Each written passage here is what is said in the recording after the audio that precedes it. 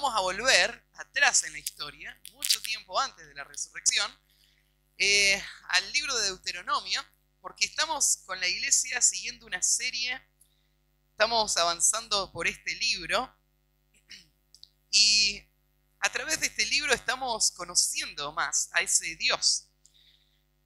Toda la Biblia, si podríamos resumir el tema que centra todo lo que se nos dice en la Biblia, toda la Biblia tiene que ver con revelarnos a Dios, mostrarnos quién es el Dios verdadero y cómo es este Dios, y cuáles son las demandas de este Dios, cuál es la respuesta que el mundo debe dar a ese Dios. En el mundo se conocen miles de religiones, cada una con su propia imagen de cómo Dios debe ser conocido y cómo Dios debe ser servido, cómo el hombre tiene que vivir para Él o adorarle a Él. Pero la Biblia rompe con todo lo que el mundo dice de Dios y muestra una imagen totalmente distinta. Una de las formas en las que el Dios de la Biblia es distinto al Dios de las religiones falsas es en la forma en la que Dios muestra su grandeza, en la que Él muestra su santidad, en la que Él muestra su pureza, y a la vez Él puede mostrar la gracia, la misericordia y el amor. La forma en la que este Dios está dispuesto a ir todo el camino hasta lograr la salvación del hombre a quien Él ama. En la historia del mundo, ninguna religión ha visto a Dios de esta manera. Y la Biblia nos lo muestra así. Tal vez uno de los ejemplos más grandes que tenemos para ver a Dios de esa manera es la historia del pueblo de Israel. Es ver cómo Dios le va a mostrar a este pueblo toda su grandeza, le va a mostrar a él, al pueblo, que Él es el Dios verdadero, y vamos a ver en toda la historia del pueblo de Israel la dureza del corazón del pueblo, la rebeldía del pueblo, cómo el pueblo menosprecia todas esa gracia que Dios le había mostrado.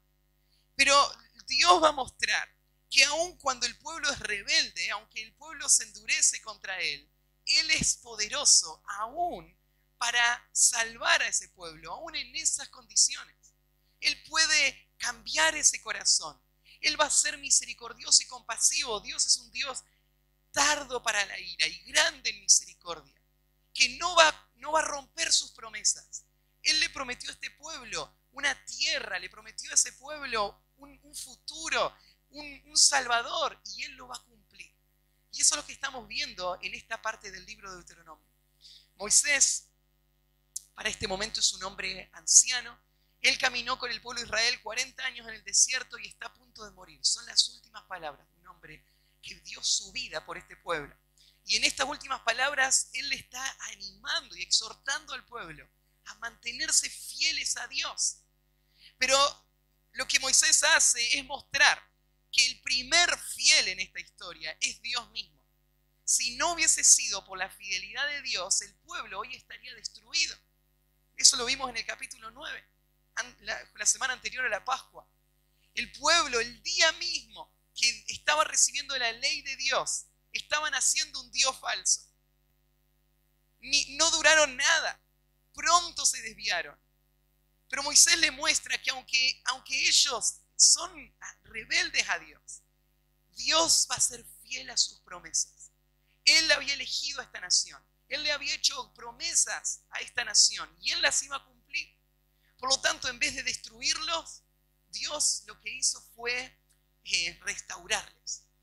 Y en el capítulo 10, que vamos a ver hoy, sigue la historia. El capítulo 9 terminó Moisés hablando de cómo él fue al monte, oró a Dios, le dijo a Dios que no destruyera la nación, y Dios escuchó la oración de Moisés, no los destruyó. Y lo que tenemos en el capítulo 10 es el pacto renovado. Va a comenzar de nuevo la historia, porque aunque el pueblo fracasó, ahora Dios va a restaurarle, va a perdonarles.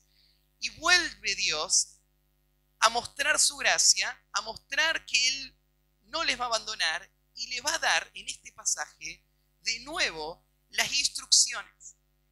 Dios es un Dios fiel, es un Dios bueno, pero frente a la bondad de Dios, ¿cómo tiene que responder el pueblo? Tiene que responder en consagración. La segunda parte del capítulo que vamos a ver hoy es una parte muy conocida. Es más, tal vez no se acuerden, pero cuando empezamos toda la serie del Pentateuco, antes de empezar en Génesis capítulo 1, yo les dije, el Pentateuco no empieza en Génesis 1, empieza en Deuteronomio 10. Y este fue el primer pasaje que leímos, porque este pasaje resume todo el Pentateuco. Este pasaje resume el carácter de Dios, nos dice cómo es Dios y nos dice qué es lo que Dios espera de nosotros. En medio de tanta confusión, necesitamos nosotros hoy volver a escuchar esto. ¿Quién es nuestro Dios? ¿Y qué espera Dios de nosotros? Para que nuestro corazón no se desvíe, para que nuestro corazón no busque a nadie más, que nuestro corazón se contente en Él y lo siga a Él y reciba todas las bendiciones que Él nos prometió. Entonces, vamos a llegar ahí en los próximos versículos. Entonces, vamos a leer el capítulo 10 de Deuteronomio y vamos a estudiar este tema. El título que le puse al mensaje de hoy es Lo que Dios es y lo que Dios pide. Lo que Dios es y lo que Dios pide. Dice en el versículo 1 así: En aquel tiempo Jehová me dijo: Lábrate 2 tablas de piedra como las primeras y sube a mí al monte y hazte un arca de madera. Y escribiré en ellas, en aquellas tablas, las palabras que estaban en las primeras tablas que quebraste, y las pondrás en el arca. E hice un arca de madera de acacia y labré 2 tablas de piedra como las primeras, y subí al monte con las 2 tablas en mi mano.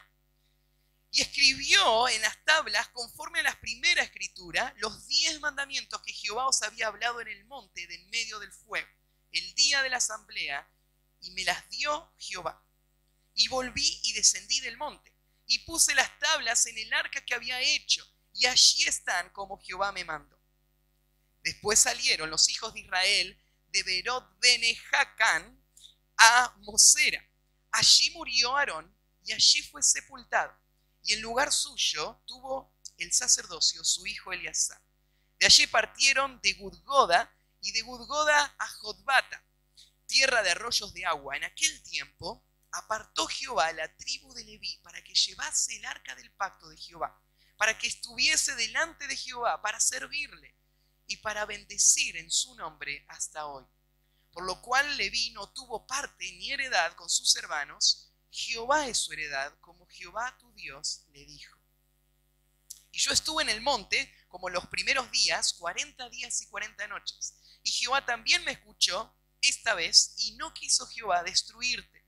Y me dijo Jehová: levántate, anda, para que marches delante del pueblo, para que entren y posean la tierra que juré a sus padres que les había de dar. Ahora pues, Israel, ¿qué pide Jehová tu Dios de ti? Sino que temas a Jehová tu Dios, que andes en todos sus caminos, y que lo ames, y sirvas a Jehová tu Dios con todo tu corazón y con toda tu alma, y que guardes los mandamientos de Jehová y sus estatutos que yo te prescribo hoy, para que tengas prosperidad. He aquí, de Jehová tu Dios son los cielos y los cielos de los cielos, la tierra y todas las cosas que hay en ella. Solamente de tus padres se agradó Jehová para amarlos, y escogió su descendencia después de ellos a vosotros, de entre todos los pueblos, como en este día. Circuncidad pues el prepucio de vuestro corazón, y no endurezcáis más vuestra cerviz. Porque Jehová vuestro Dios es Dios de dioses y Señor de señores, Dios grande, poderoso y temible, que no hace acepción de persona, ni toma cohecho, que hace justicia al huérfano y a la viuda, que ama también al extranjero, dándole pan y vestido. Amarás pues al extranjero, porque extranjero fuiste en la tierra de Egipto. A Jehová tu Dios temerás, a Él solo servirás, a Él seguirás, y por su nombre jurarás. Él es el objeto de tu alabanza, y Él es tu Dios, que ha hecho contigo estas cosas grandes y terribles que tus ojos han visto. Con 70 personas descendieron tus padres a Egipto. Y ahora Jehová te ha hecho como las estrellas del cielo en multitud.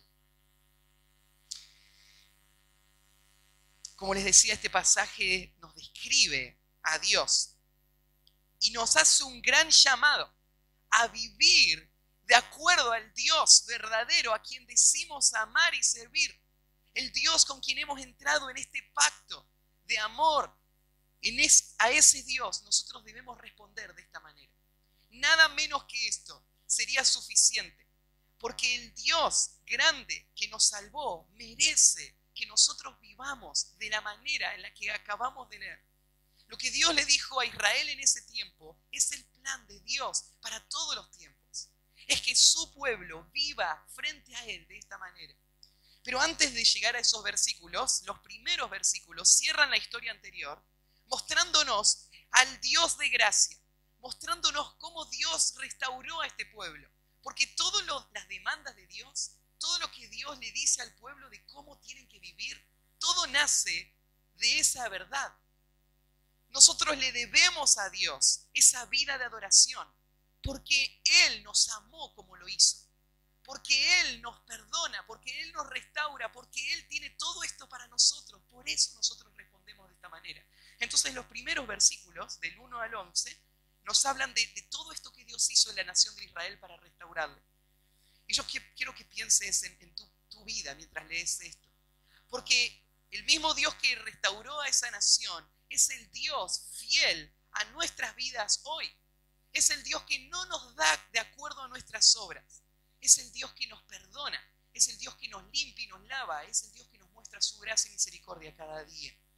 Entonces el versículo 1 arranca así: en aquel tiempo. ¿Qué tiempo? Bueno, el tiempo en que Israel había pecado. El tiempo en el que Moisés había roto esas tablas para decirle: ustedes rompieron el pacto. Dios que les había hecho todas esas promesas. Y ustedes que eran responsables de vivir una vida de obediencia a Él, ahora ustedes se descarriaron. Ahora ustedes siguieron otros dioses. Así que Moisés había roto esas tablas, ¿se acuerdan? Diciendo: se rompió, se acabó, se terminó todo. Olvídense, se rompió el pacto. Pero en ese tiempo que Israel había pecado de esa manera, en ese tiempo, en aquel tiempo, Jehová me dijo, frente a la oración de Moisés, Dios no va a destruir a la nación, sino que todo lo contrario, le dice: lábrate 2 tablas de piedra como las primeras, y sube a mí al monte y hazte un arca de madera. Moisés ahora va a volver de nuevo a lo mismo que había pasado 40 días antes. Él va a labrar las piedras que van a ser el lugar donde el dedo mismo de Dios va a escribir los 10 mandamientos. Y esas tablas representan el pacto de Dios con esta nación. La nación había sido infiel, había roto el pacto.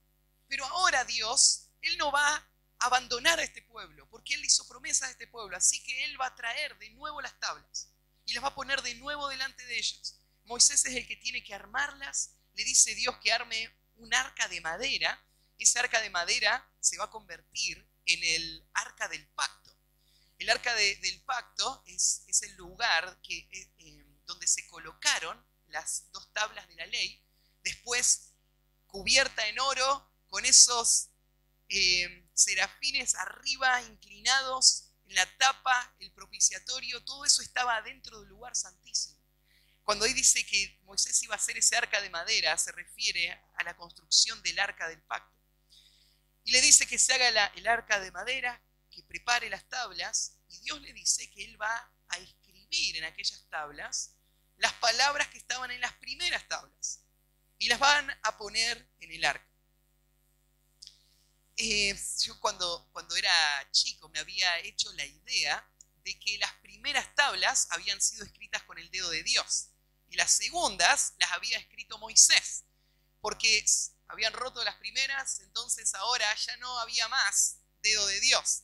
Pero en el pasaje es claro, ¿no es cierto?, que Dios le dice a Moisés que él forme la piedra, pero que él, con su dedo, él iba a escribir sobre esas tablas. En el versículo 4 lo dice: y escribió en las tablas, conforme a la primera escritura, los 10 mandamientos. las 10 palabras, las 10 normas, las 10 leyes que se volvieron la base del pacto, los 10 mandamientos que el pueblo de Israel había escuchado el día que estuvieron en la asamblea, y Dios lo dijo del medio del fuego. Lo recordamos cada vez, pero lo que tienen en esas tablas no es algo que Moisés inventó. Todo el pueblo había estado ese día frente al monte, con el monte temblando, en el medio del fuego, y escucharon la voz de Dios directamente darle esos 10 mandamientos. Esos mismos 10 mandamientos son los que están escritos en esa tabla, es lo que está diciendo acá, en esa asamblea en el medio del fuego. Y Moisés volvió, descendió del monte y puso las tablas tal donde Dios le había dicho en ese lugar. ¿No te sorprende ver que Dios haya hecho algo así? ¿Se acuerdan que Dios le había dicho a Moisés, Moisés, no me costaría nada destruir esta nación y crear una nueva nación, más grande, más noble que ellos? Y yo te voy a poner frente a esa nación para que vos les guíes. Si Dios estaría pensando en que no le causen tantos problemas a estas personas rebeldes, Él hubiese puesto punto final a todo esto. Pero Dios está mostrando en esto su carácter. Él no está redimiendo esta nación porque hay algo valioso en esta nación. Él no está redimiendo esta nación porque ellos sean mejores que cualquier otra nación. Él les está redimiendo por su fidelidad a sus promesas. Él planeó esto y Él lo va a hacer. Y Él va a guardar esa promesa hasta el final. Y esa es la razón por la que Él les restaura una y otra vez. Y en esta vez Él restaura la nación, volviendo a establecer el pacto con ellos. En el versículo 6, en tu Biblia tal vez tenés un paréntesis. Está entre paréntesis toda esta sección porque de repente Moisés interrumpe lo que está diciendo de todo lo que había pasado allá en el monte y cuenta una narrativa, una historia de lo que pasa después, y volvió en el versículo 10 a retomar. Y muchos se han preguntado por qué ese cambio. Parece algo que no encaja en el texto. Sin embargo, nosotros no tenemos ninguna razón para suponer que esta parte no estaba en el texto original. Esto también lo escribió Moisés y esto es parte de lo que Dios quiere que sepamos. Y Moisés lo cuenta acá para que nosotros veamos esa fidelidad de Dios puesta en marcha. Porque ese pueblo a quien Dios le da de nuevo las tablas, ahora vuelve de nuevo al camino. Ese pueblo ahora empieza a encaminarse para la tierra prometida una vez más. Esto es lo que Dios hace en la restauración. Dios lo que hace es mostrar su gracia, mostrar su fidelidad a sus promesas, restaurar y pone en marcha de nuevo a su pueblo hacia sus propósitos. Y eso es lo que el pueblo va a hacer, empiezas de nuevo a caminar. En el camino muere Aarón. Aarón muere porque Dios le juzga a Aarón. El pecado de Aarón hace que Dios castigue con la muerte y no pueda entrar a la tierra prometida. Pero aún ahí, si se fijan en el versículo 8 al final, el versículo 6, dice, en lugar suyo tuvo el sacerdocio su hijo Eleazar. Aunque hombres pecan, aunque vienen juicios sobre ellos por el pecado, Dios sigue adelante con su propósito de tener un sacerdote, de tener a alguien que interceda por el pueblo. Esto es la gracia de Dios. La gracia que restaura, aún frente a las consecuencias del pecado. Él sigue cumpliendo su propósito. Y muere Aarón. Dios levanta a Eleazar. Y Dios los hace seguir su trayecto. Dice en el versículo 8, entonces, que Dios de toda la nación apartó la tribu de Leví para que llevase el arca del pacto de Jehová, para que estuviese delante de Jehová para servirle y para bendecir en su nombre hasta hoy. La tribu de Leví, ¿se acuerdan? Es una de las 12 que Dios va a separar y le va a dar una función especial, un lugar, una tarea. Y esa función está descrita acá en 3 partes. Dice que le dio que lleven el arca del pacto. Esto era no solamente, ¿se acuerdan que la tribu de Leví no solamente llevaba el arca? Llevaban todos los utensilios del tabernáculo. La tribu de Leví estaba dividida en 3 familias. Cada familia estaba a cargo de un sector distinto. Y a una de las familias se le dio llevar el arca del pacto. Moisés lo señala acá para que veas lo asombroso de esto. No solamente Dios no destruyó a esta nación, sino que el lugar donde Él muestra su gloria ahora es llevado en hombros de personas a quienes Él les dio esta tarea. Es una tarea santa, es una tarea noble, es una tarea especial. Llevar el arca del pacto. No solamente llevan el arca del pacto, sino que van a estar delante de Jehová para servirles. Ellos van a tener acceso a las cosas sagradas. Y ellos van a poder usar sus habilidades para servir a las necesidades del tabernáculo. Y en todas las necesidades ellos están de pie delante de Dios para servir a Dios. Y en tercer lugar dice que les puso para bendecir el nombre de Jehová hasta el día de hoy. Dentro de la tribu de Leví tenemos esta función. Ellos representan a Dios. Ellos son los sacerdotes y los levitas que van a servir en el templo y que van a ser un canal de bendición para toda la nación de Israel. Estos que deberían haber sido destruidos, no solamente no fueron destruidos, no solamente fueron encaminados, no solamente Dios proveyó para que ellos tuviesen lo necesario para llegar hasta el final y tuviesen esos intercesores, sino que Dios ahora les da funciones. Ellos están sirviendo, son funciones sagradas, son funciones nobles, son funciones que traen bendición al pueblo de Dios. Grande es la gracia de Dios. Versículo 9 dice, por lo cual Leví no tuvo parte ni heredad con sus hermanos. Jehová es su heredad, como Jehová tu Dios le dijo. La tribu de Leví se volvió en un ejemplo de cómo Dios enriquece a una vida con su propia persona. Porque Dios le prometió a toda la nación de Israel que le iba a dar terrenos, heredades en la tierra prometida. Pero a la tribu de Leví, Dios le dijo, ustedes no van a recibir ninguna heredad, ninguna posesión. ¿Por qué no iban a recibir ninguna posesión? No recibir posesiones a nosotros nos parecería una desventaja. Nosotros pensaríamos, al final los que sirven en el templo y los que sirven en el tabernáculo, ellos al fin no tienen nada. No tienen casas, no tienen tierras, no tienen nada. Pero para Dios esto no es una desventaja, es todo lo contrario.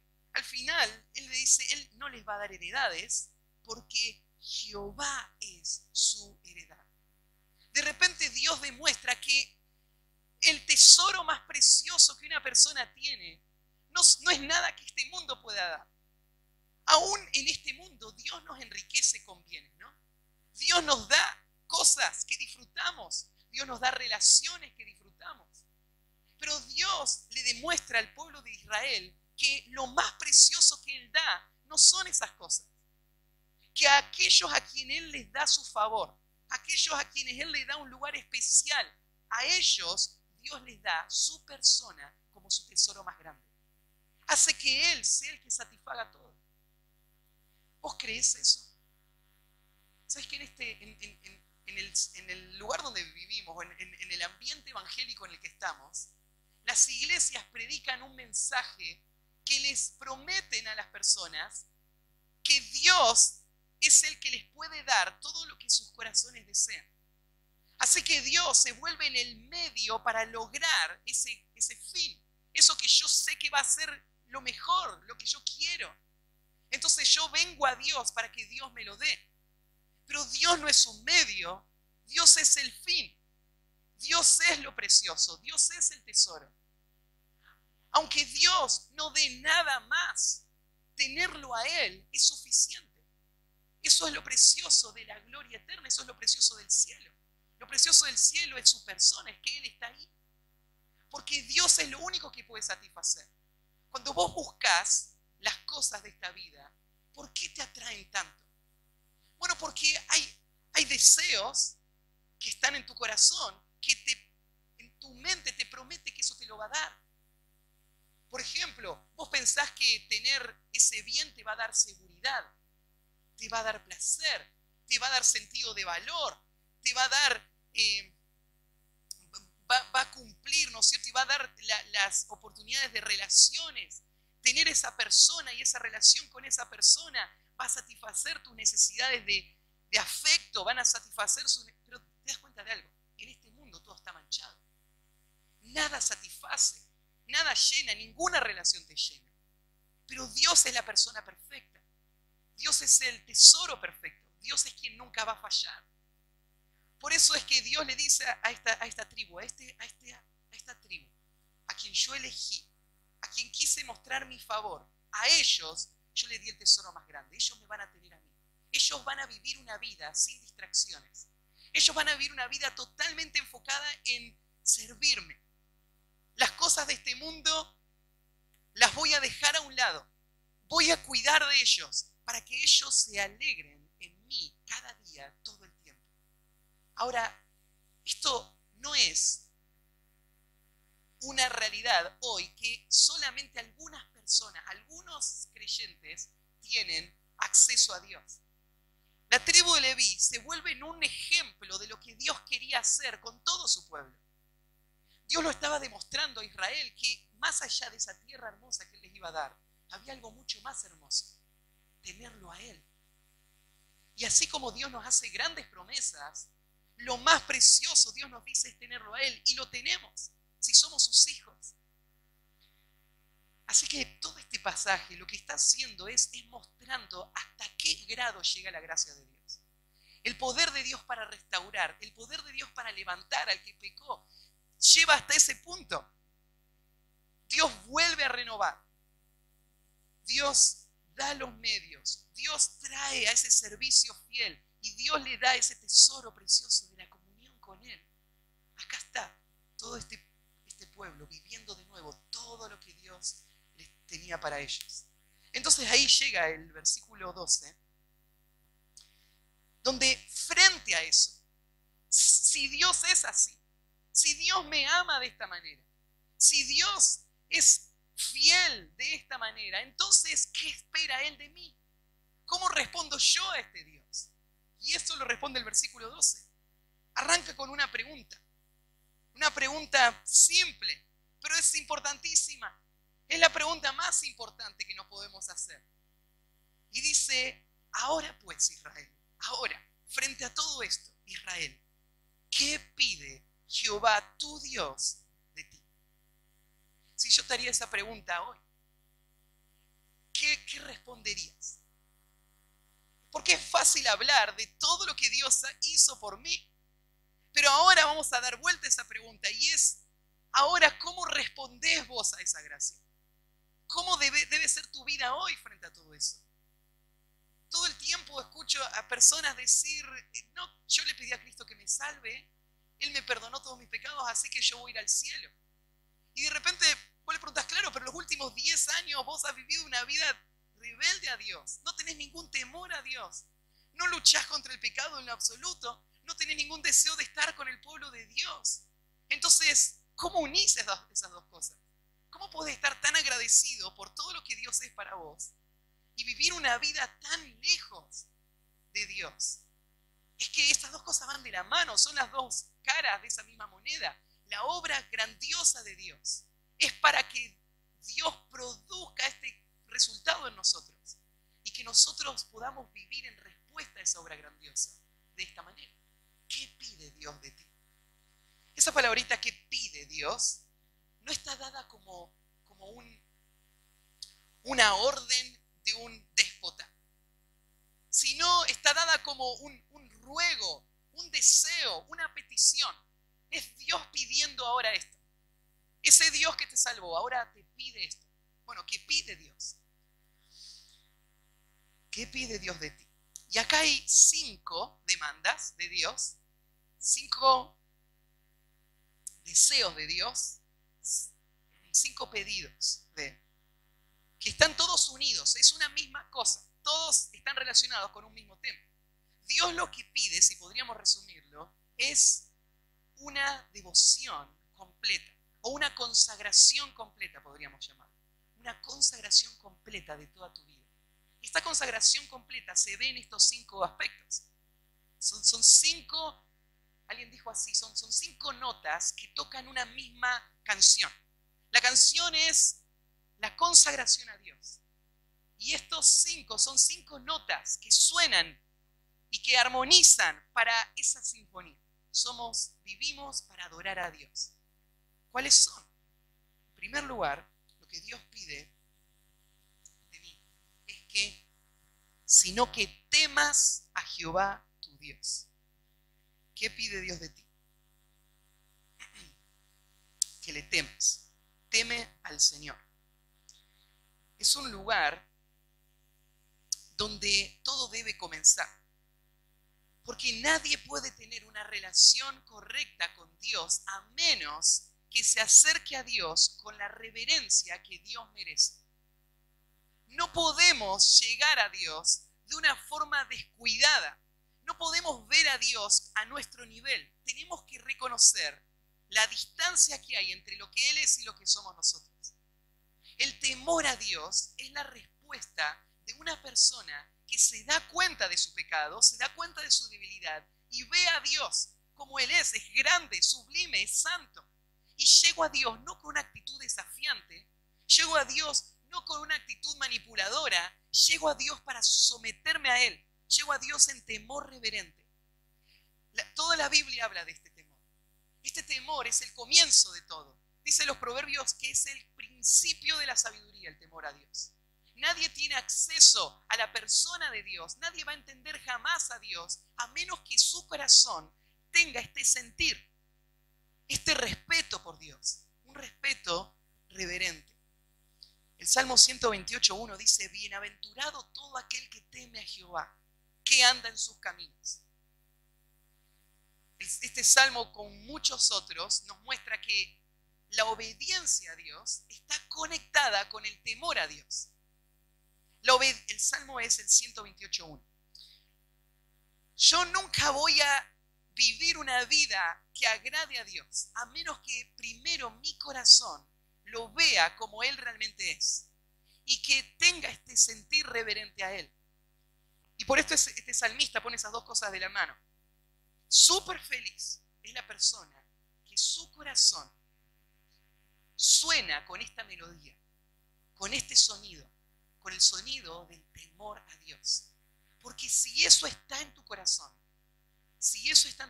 entonces ese sentir va a mover tu vida espiritual, a no querer deshonrar a ese Dios. Pero si no está ese sentir, las leyes de Dios se van a volver una carga. Tarde o temprano te van a agobiar. Las leyes de Dios, tarde o temprano, se van a volver en una hipocresía. Las vas a cumplir solamente cuando la gente te ve. Las vas a cumplir solamente a la medida que vos pienses que es suficiente. Pero si hay temor a Dios, el temor a Dios te va a hacer que vos vivas en obediencia a Él en todo momento, en todo lugar. Cuando estás con gente cristiana y no con gente cristiana.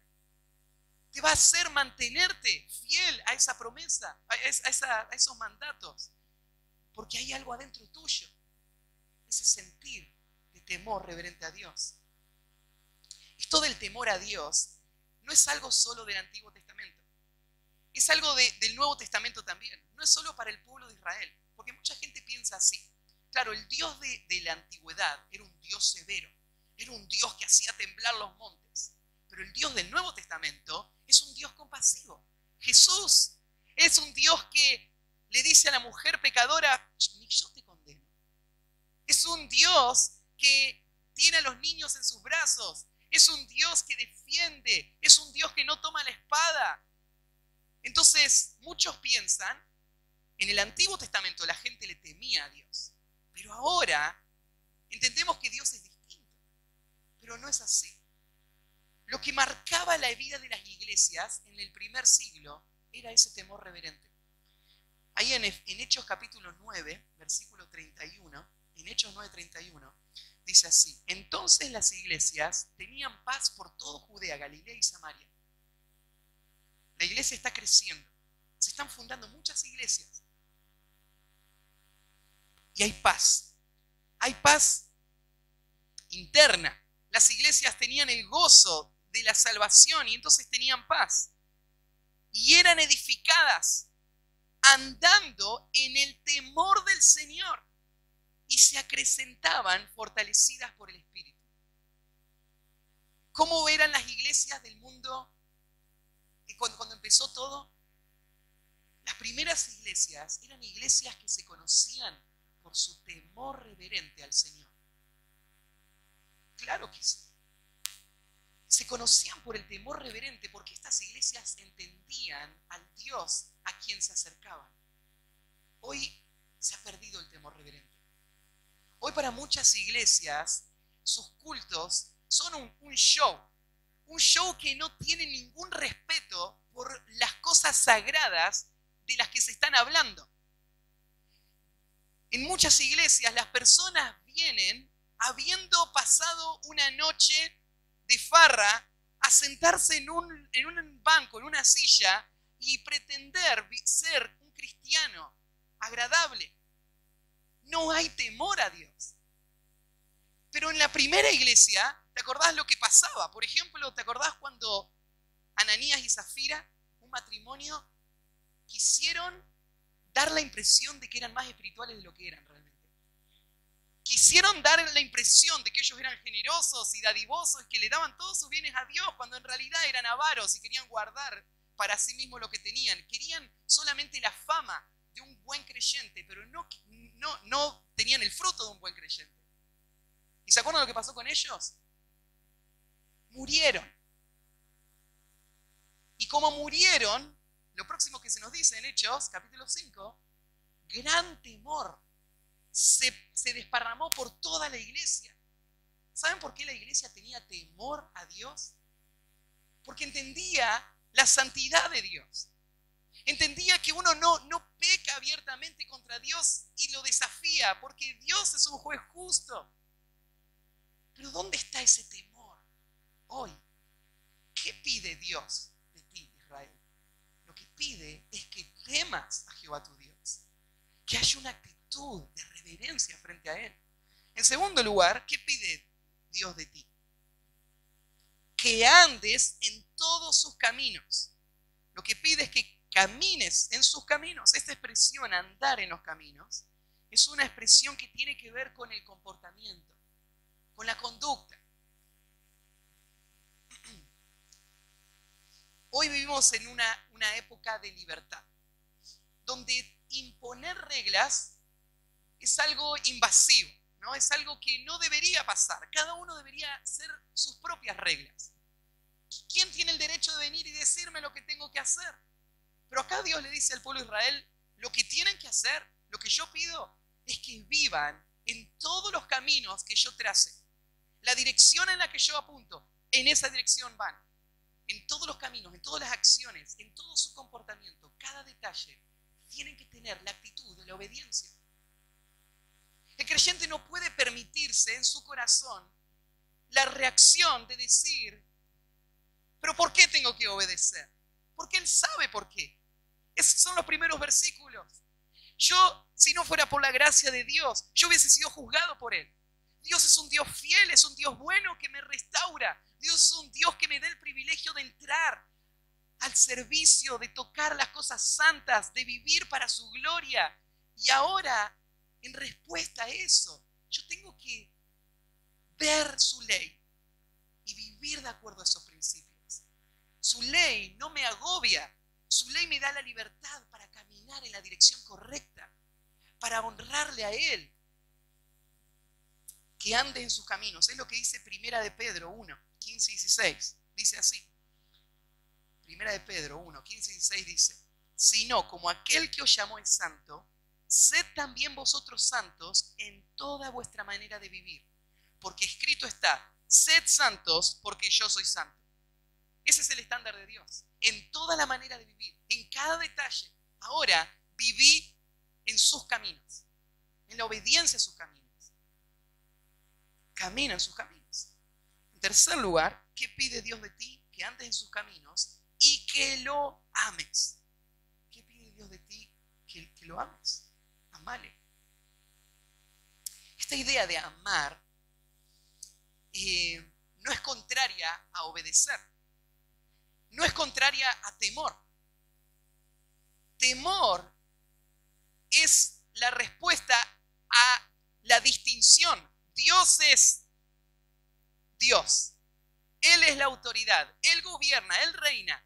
Yo soy su siervo.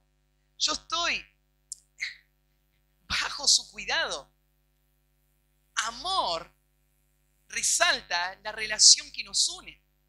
Aunque hay una distancia, aunque yo estoy, lejos en la grandeza y poder que Él tiene, yo estoy cerca en la relación.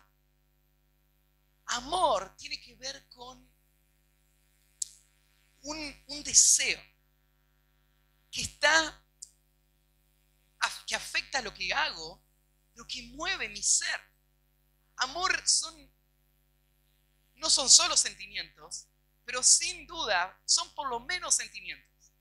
Si vos buscas la idea en el diccionario, amor tiene que ver con un favor especial que hace preferir cierta cosa por sobre otras cosas.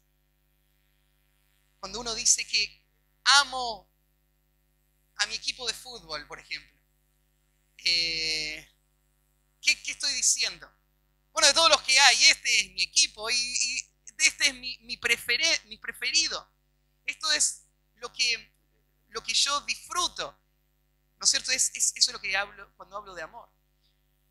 Cuando acá dice que ames a Dios, está diciendo de que tu corazón debe alegrarse en Dios, que tenés que tener una respuesta de deseo, de atracción por Dios, tal como vos lo sentís por otras cosas que no son Dios. Eso mismo es lo que debe ser, lo que pienses y sientas cuando pensás en Dios.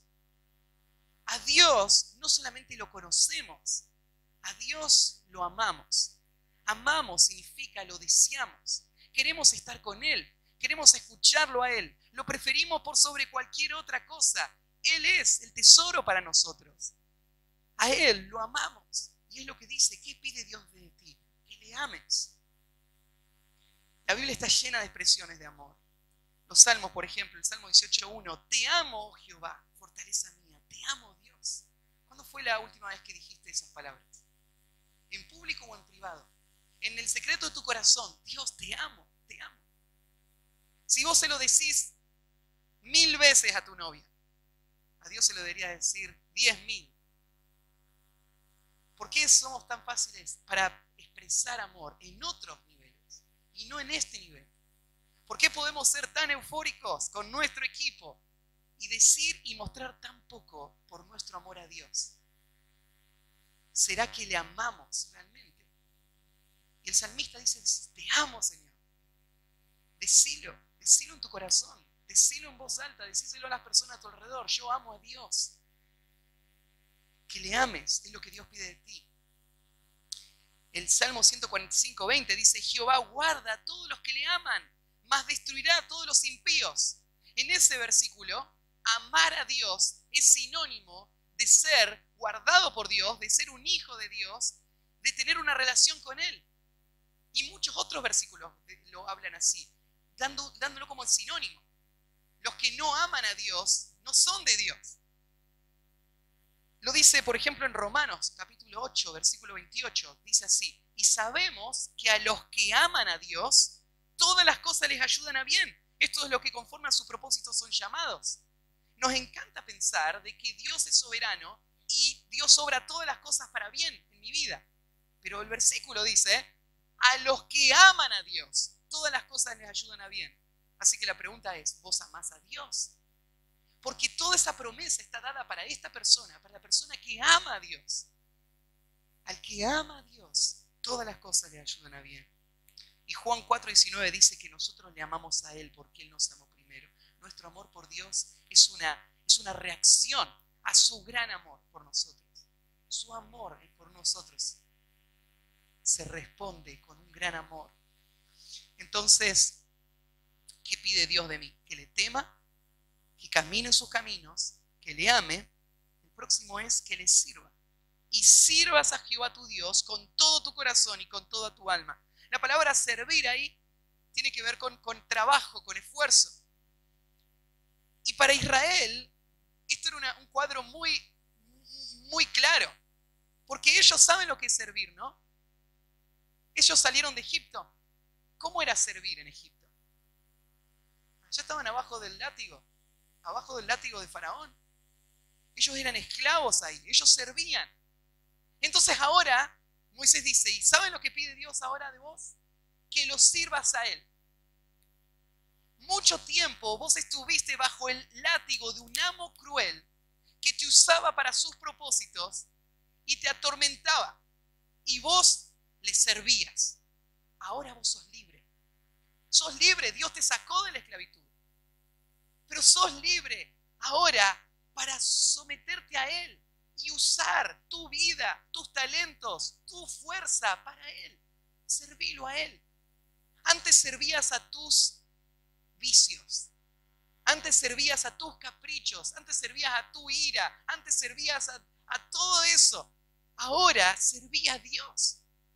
Usa tu vida para Él. Esforzate. Gastá las energías que tenés para la gloria de Dios. ¿Qué pide Dios de ti? Que le sirvas. Y en el versículo 13, ¿qué pide Dios de ti? Bueno, que le sirvas con todo tu corazón y toda tu alma. Que le sirvas no presionado. No diciendo, uy, mirá todo lo que me dan para hacer en la iglesia. Servile con todo tu corazón. Disfrutá de lo que haces. Hacelo para Dios, no porque te lo impone otra persona. Servilo con todo tu corazón y toda tu alma. Y en último lugar, que guardes los mandamientos de Jehová, y sus estatutos que yo prescribo hoy. Que guardes los mandamientos. Mira, la vida cristiana, o en ese tiempo ser un hijo, parte del pueblo de Dios, tiene que ver con una relación con normas, mandatos. Los mandamientos de Dios son las guías que tenemos para honrarle a Él. Los mandamientos son cosas que nos producen sentimientos negativos. Para nosotros un mandamiento es algo que nos limita. Viste que te dicen, bueno, en tu iglesia no te dejan esto, ¿no? La religión no te lo permite. Es como que la pasarías re bien con nosotros, pero no podés. Porque el mandamiento está. Pero el mandamiento de Dios no es gravoso. El mandamiento de Dios es la verdadera libertad. Porque fuera del mandamiento de Dios, todo lo que está en desobediencia a Dios no es ningún bien para mí.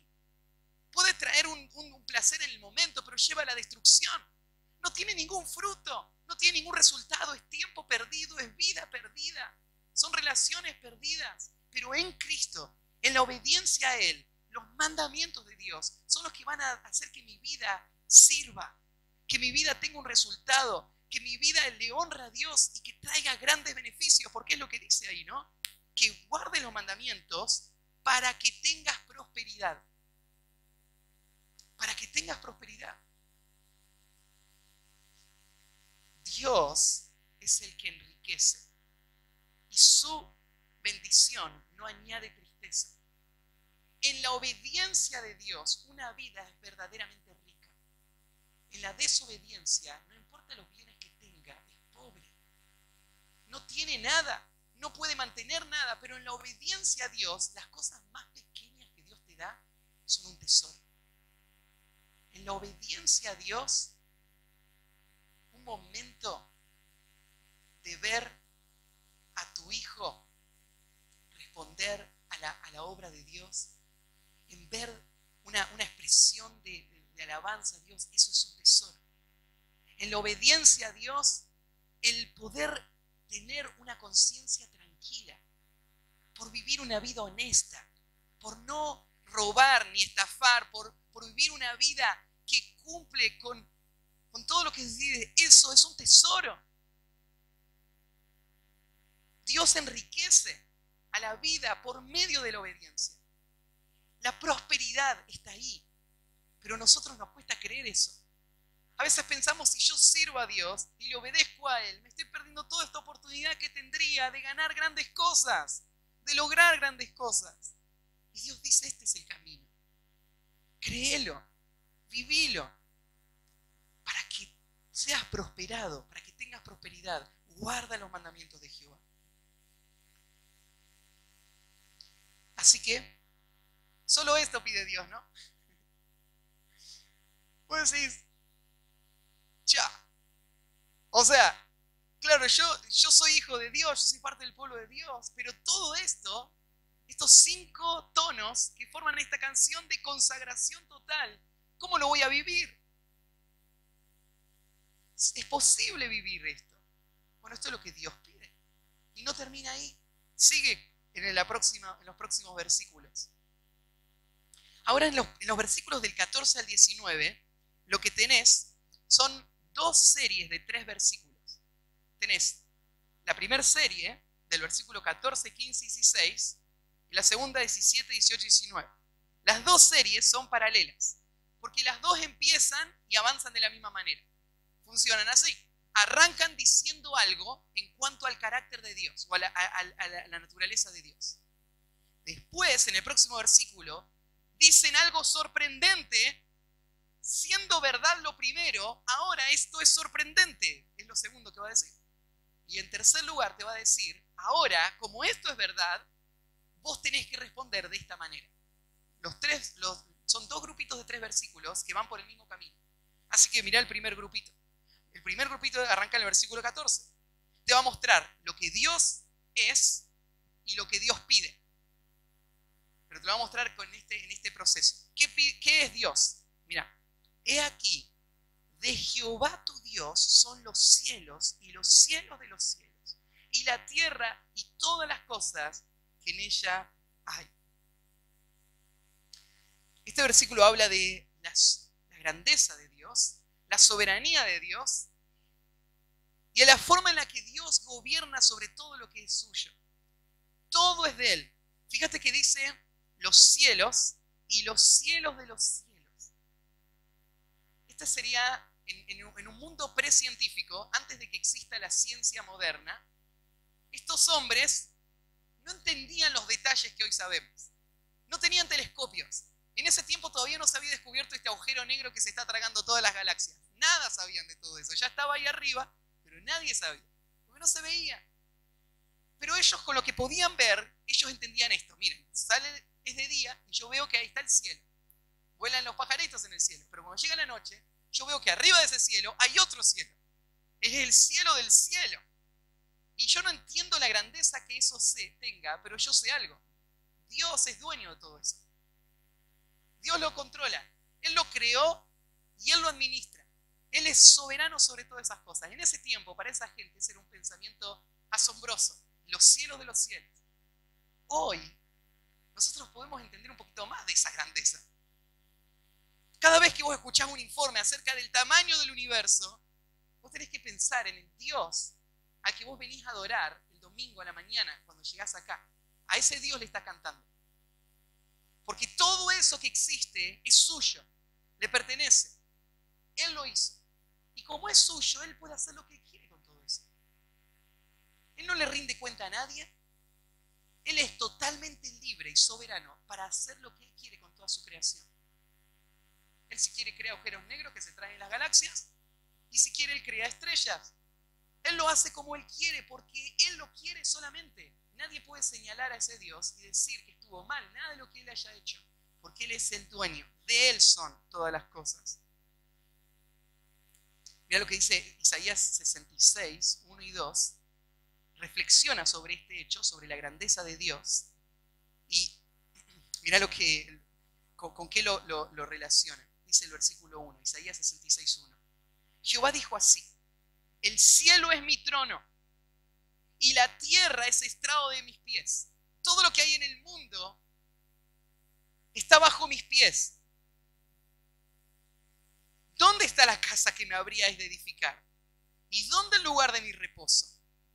Mi mano hizo todas estas cosas, y así todas estas cosas fueron, dice Jehová. Dios dice, bueno, ¿vas a hacer algo que me va a beneficiar? ¿Sí? ¿Qué me vas a dar? ¿Qué me vas a construir? Yo lo hice todo. Todo lo que vos me estás dando ya era mío antes. Yo lo creé. Vos no me podés dar nada, ni podés hacer nada que me sorprenda. Pero les voy a decir qué me sorprende. ¿En qué me deleito? No me deleito en esa gran casa que me van a construir. ¿Saben en qué me deleito? Sigue el versículo, dice, pero miraré. Voy a poner mi mirada a aquel que es pobre y humilde de espíritu y que tiembla a mi palabra. Este Dios sublime y majestuoso, que no le impresiona ningún regalo que le pueda dar. Él se inclina y mira a un corazón humillado, a un corazón que reconoce su grandeza y que cuando Dios habla, tiembla. ¿Ese es tu corazón? ¿Vos entendés la grandeza de Dios? ¿Vos entendés que cuando estás leyendo este libro, Dios está hablando? ¿Cómo responde tu corazón? ¿Tiembla tu corazón frente a eso? ¿Es Dios hablándome, el dueño de todo el universo, el que creó todas las cosas? Dios dice, bueno, a ese corazón yo voy a mirar. Entonces, lo primero que dice el versículo 14 es un hecho en cuanto a Dios. Él es dueño de todo. Lo que dice el versículo 15 es algo sorprendente frente a este hecho. Aunque Dios es el creador y el dueño de todas las cosas, mirá lo que dice el versículo 15. Solamente de tus padres se agradó para amarlos y escogió su descendencia después de ellos, a vosotros, de entre todos los pueblos, como en este día. ¿Podés pensar de que de todo el universo, el que es dueño de todas las cosas, haya mirado el planeta Tierra y en el planeta Tierra, ¿no es cierto?, te haya mirado a vos y te haya querido salvar? Lo que le está diciendo Moisés en tu salvación no es un hecho de la casualidad. Es la evidencia de que los ojos de Dios se pusieron sobre tu vida. Y su gracia se quiso manifestar en tu vida salvándote. Y mirá cómo las palabras que usa. Dios eligió a tus padres. No es nada en ellos, ningún mérito. Dios se agradó para amarlos. Dios los amó y escogió a su descendencia después de ellos. ¿Sabes qué es lo asombroso? De que vos estés acá y que yo esté acá. Eso es asombroso. No hay explicación. Que vos puedas tener acceso a Dios, que Él escuche tus oraciones, que Él te hable, que vos entiendas su palabra. Es asombroso.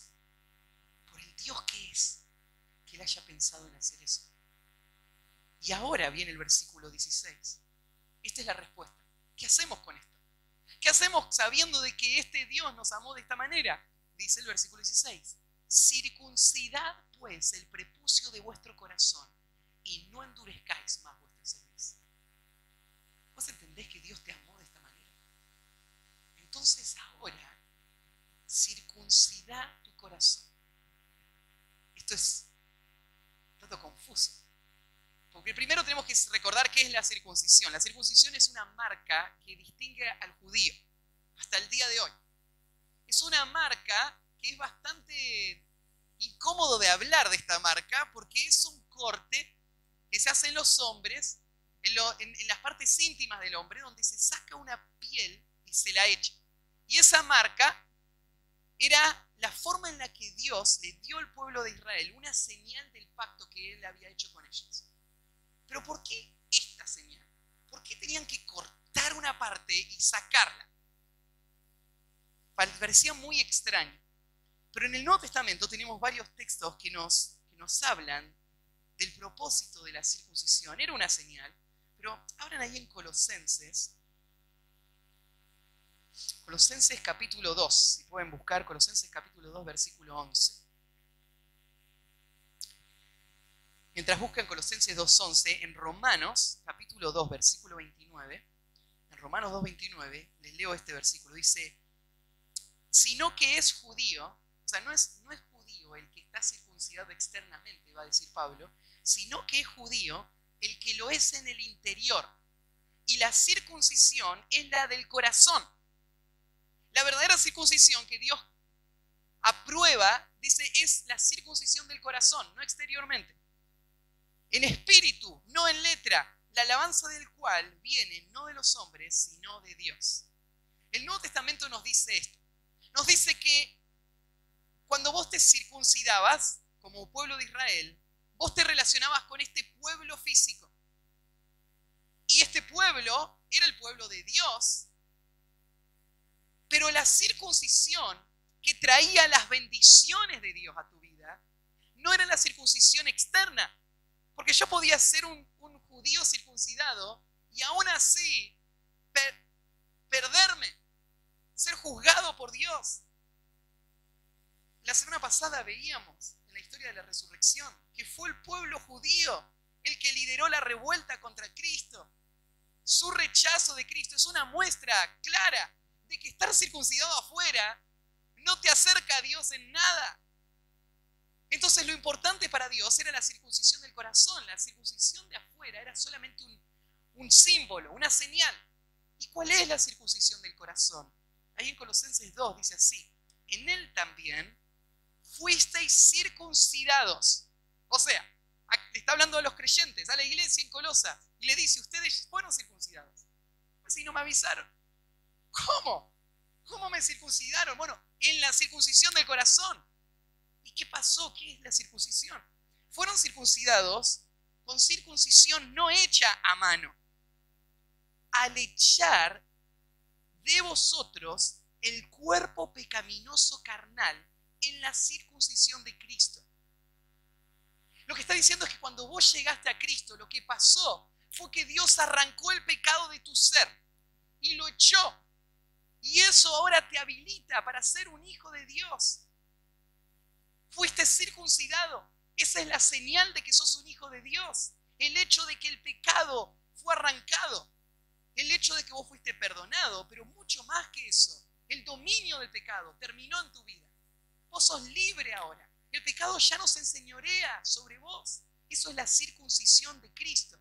La circuncisión de Cristo es una transformación del corazón. El corazón siendo arrancado del pecado de mi ser. Eso es lo que está hablando Moisés en Deuteronomio.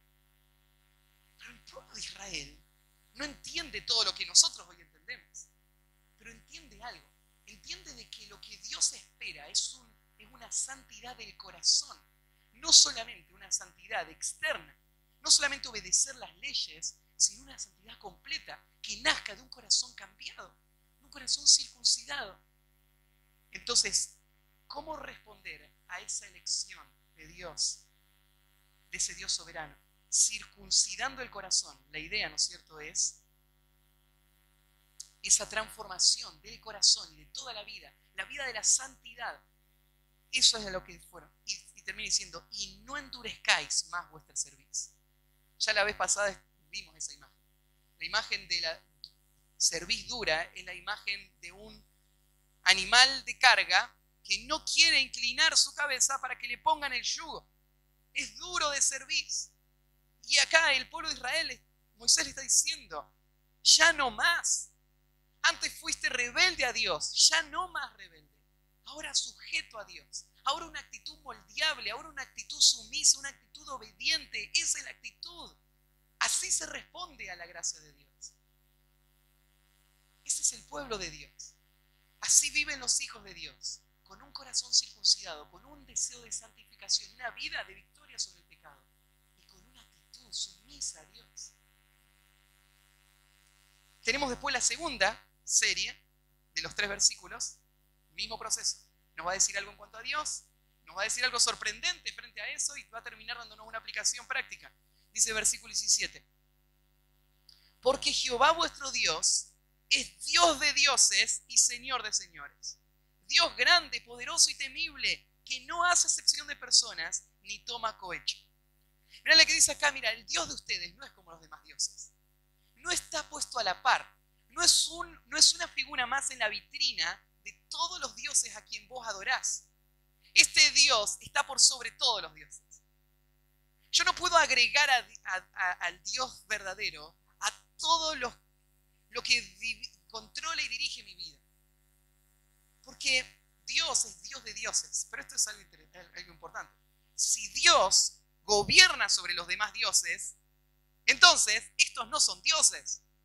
Ellos están bajo Dios. Hay un solo Dios. ¿Quién es Dios? El que gobierna, el que reina sobre todo, el que es la autoridad final, la palabra final. Ese es el único Dios. Entonces, Dios es el único Dios. Y ese único Dios no es como los demás dioses. Una de las cosas que tienen los demás dioses, según lo que vemos en ese versículo, es que hacen acepción de personas y toman cohecho. Esa palabra cohecho sería soborno. Los dioses falsos son fáciles de sobornar. ¿Qué es el soborno? Bueno, venís andando en la calle, ¿no es cierto?, manejando tu auto, te para la policía, mira tu BTV y dice, se te venció la BTV. Y vos te habías olvidado de ir a hacer el cambio, a hacer la chequeo de la BTV. Así que decís, no, ¿qué va a pasar? Estás yendo de vacaciones con toda tu familia y decís, ¿y ahora qué hago? Bueno, no, el policía empieza, dice, no, acá te tengo que confiscar el auto, sacar el registro, mañana, bueno, recién el lunes tenés que presentarte al juez, pagar una multa de 10.000 pesos, te pinte el cuadro lo más negro posible, para que vos estés ahí sentado pensando, y se me arruinaron las vacaciones. Entonces de repente el policía se queda ahí parado esperando que vos digas algo, y de repente te dice, bueno, no sé cómo podemos arreglar esto. Y bueno, no sé, vos decime. Y empieza ahí un tira y afloje, ¿no es cierto?, hasta que saca la plata y le da. Lo que hizo fue evitar todo ese drama dándole este dinero a este policía que le va a dejar pasar. Esto no pasa en la policía, solamente uno. Cualquier policía presente no se siente identificado, esto nunca lo habrían hecho. Ni nosotros tampoco. Yo, gracias a Dios, nunca di sobornos a nadie y gracias a la formación que tuve en casa. Mi papá nunca le dio a nadie nada y esto fue así. Pero hay lugares donde es difícil. Los chicos en la frontera, cuando pasaron, ¿no es cierto?, las fronteras son re complicadas porque se aprovechan la ignorancia de la gente para tratar de ponerle presión y sacarle plata. Esto pasa muchas veces. Pero a veces pensamos nosotros así de nuestros dioses. La gente piensa así, que Dios es así. Vos lo sobornás. Lo que haces es llevarle lo que el Dios te pide para tener lo que vos deseás. Al final vos te salís con la tuya, vos lográs tenerlo. Solamente hay que ver cuánto hay que poner. Es fácil. En un sentido, este es el camino fácil que nos promete la salida rápido, ¿no? Imagínate si yo te diría, bueno, cualquier problema se va a resolver si vos tomás este vaso de agua. Pero bueno, antes de pasar, tienen que pasar primero por ahí por atrás y dejar una ofrenda en la cajita y acá vas a tomar tu vaso de agua. Así que, ¿con qué problema llegaste? Acá está el vaso de agua y tómalo. Eso es más fácil que tener que esperar en Dios. Tener que orar para que Él decida si va a hacerlo o no. Y es más, orando, vos no podés forzar a Dios, vos tenés que esperar en lo que Él quiere hacer. Si Él te quiere sanar, te va a sanar. Y si no te va a sanar, no te va a sanar. Entonces, vamos con el soborno, ¿no? Vamos a lo que pueda dar. Pero hay un punto. El único Dios que existe, el único que tiene poder, el único que hace algo, es un Dios a quien nadie lo soborna. O sea, vos decís, ¿y qué tengo que hacer para que esto pase? ¿Sabés qué tenés que hacer? Nada. Porque a Dios nadie lo soborna. Vos no venís a Dios para forzar a Dios a que Él haga lo que vos tanto deseás. Vos venís a Dios para reconocer que Él gobierna sobre todos los dioses. Es el único soberano. Él hace su voluntad. Él hace lo que Él quiere hacer. Entonces venís a Dios no con la actitud de sobornar a Dios, sino de sujetarte a Dios. Él no toma cohecho. Así es Dios. Él reina sobre todos. Entonces ahora viene la aplicación práctica. El versículo, viene lo sorprendente. Primero fue el principio. Dios es soberano, Él no lo soborna. Ahora lo sorprendente dice, que hace justicia al huérfano y a la viuda, que ama también al extranjero, dándole pan y vestido. Esto es lo sorprendente. Mira, este Dios que hace lo que Él quiere, beneficia a los vulnerables y no a los poderosos. Si vos hubiese estado en el mundo antiguo, en la época de Moisés, leyendo esto, te hubiese chocado lo que acaba de decir Moisés. Porque la mayoría de las religiones del mundo muestran el favor de Dios a las personas poderosas. Claro, o no, mirá, te dice, aparece el pastor con un BMW y te dice, claro, Dios me bendice porque yo soy su siervo. Entonces, ¿Dios a quién bendice? Bueno, bendice a sus siervos. Y si vos querés tener el BMW que yo tengo, ¿qué tenés que hacer? No, tenés que dar plata a la iglesia, tenés que servir a la iglesia, porque cuando llegues a esa posición, ahí Dios va a pensar en vos y te va a dar algo. Pero lo sorprendente de este Dios que hace lo que quiere es esto. Dios mira, se compadece, ama y sirve a los más vulnerables. Mirá la lista. Los huérfanos, las viudas, el extranjero. El huérfano no tiene padres, la viuda no tiene esposo, el extranjero no tiene patria, no tiene los beneficios de estar en su propia patria. A estos Dios ama. Esto es lo asombroso de nuestro Dios. Que Él haya elegido lo débil, lo vil y lo menos preciado de este mundo para mostrar su poder y su gracia en ellos. Entonces, cuando vos ves a Dios hacer algo grandioso en tu vida, no podés decir, claro, yo me lo merecía. No, porque yo no soy como los otros. Porque justamente el Dios que hace lo que quiere, lo hace en aquellos menos dignos. Y eso es lo que permite que le demos la gloria a Él cada vez que Él hace algo hermoso en nuestra vida. Cada vez que logramos algo, cada paso, cada avance, cada virtud, todo eso es gracias a Dios. Porque Él mira al débil. Entonces ahora viene la aplicación. La aplicación es esta, el versículo 19. Amarás pues al extranjero, porque extranjero fuiste en la tierra de Egipto. Siendo que Dios favorece al débil, esta es la forma en la que nosotros deberíamos vivir. Nosotros no deberíamos alabar y exaltar lo que este mundo exalta, sino que nosotros deberíamos servir y vivir para lo que este mundo menosprecia. Porque así es nuestro Dios. De esa manera aprendimos de Él. Y así debemos practicar la piedad. El temor reverente a Dios se va a ver reflejando este carácter de Dios, el servicio a los más débiles. Versículo 20 es un versículo conocido porque es el versículo que citó Jesús en Mateo capítulo 4, cuando vino Satanás a tentarle y le dijo que se inclinara y le iba a dar todos los reinos de la tierra. Jesús citó este texto. Cada texto que citó Jesús fue del libro de Deuteronomio. Y este va a citar.